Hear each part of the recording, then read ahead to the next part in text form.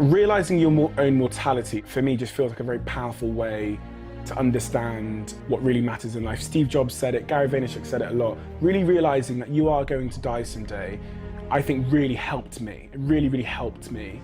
And I just can't understand why some people will settle into a life they absolutely hate, with a job they absolutely hate, doing some things they absolutely hate, and then die. It just feels like you never actually got to live. When I think about people that are doing jobs they absolutely hate and they've done them for a long period of time, they're getting nothing from those jobs, they're just doing it to pay the bills, whatever. It's absolute insanity to me. The thought of existing to exist. That's exactly what it is. Like, you're existing just to exist. You might as well not exist.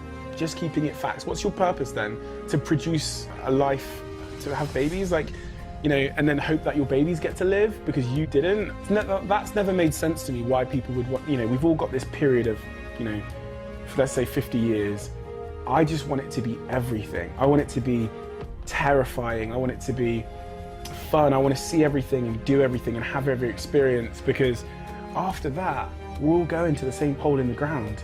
All of us. But some people want to use their 50 years sat in a call center, doing something they hate with someone they hate sat next to them, and all the stress of it. I'm just thinking, you've got nothing to lose. We're fortunate in this country where if we roll the dice and we go to the bottom, there is a support system. You know, the government will look after you. So people in this country and parts of the world where we have that support system, in your case, you're absolutely crazy. Being the most connected generation in the history of mankind has its upsides, but it also comes with real invisible problems. And we've grown up aspiring to be our idols. And that's dangerous. I mean, aspiring to achieve great things is fine, but aspiring to be our idols is dangerous. It's dangerous to want to be someone you're not. It's also not possible, but it's dangerous. And social media has glamorized the lives of a few, and we get to see their nice cars and their holidays and their wonderful lifestyle, and we want that. But we don't see the years and years of hustle, the pain, the sacrifice, the natural talent they had, the innate passion for their craft, the incredible details Steve Jobs saw the world in, or the unbelievable hardship that Richard Branson went through to get there. We don't see that. We just see the destination, and we want that. But most of us don't have and aren't willing to give what it takes to fulfill that journey, because it's not our journey, it's theirs.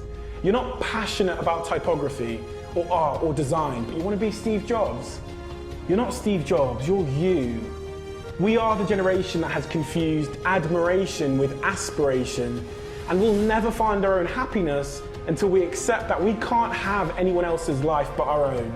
And if we realize this and focus on our own, then our life will be more than enough. You know, young men want to be Mark Zuckerberg because they admire him. But the crazy irony is we admire him because his life was unlike others. He didn't try to be like others. So if you want to be Mark Zuckerberg, it's time to stop trying to be Mark Zuckerberg, because you'll never achieve your personal greatness.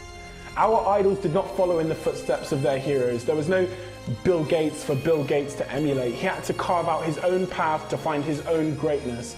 Each of our idols have uniqueness as their power. They have the conviction to disagree, the confidence to persevere, and the braveness to go against the status quo instead of embracing it. You know, we celebrate their individuality and their lack of conformity, and the audacity of their strong beliefs that black was equal to white, or their vision for a pocket computer, or a more connected world, or a driverless car, or a personal spaceship that could go to Mars. These ideas could only come from people who did not follow in the footsteps of others. So my advice to my generation is, don't aspire to be your hero. Stop trying to mimic what you see them doing. Strive to be yourself.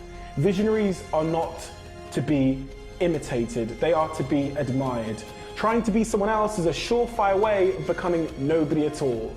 The only great person you can become is the greatest version of yourself, because all the other great people are already taken. And the funny thing is, once you become the greatest version of yourself, people will see your life and they'll make the mistake of trying to be you too.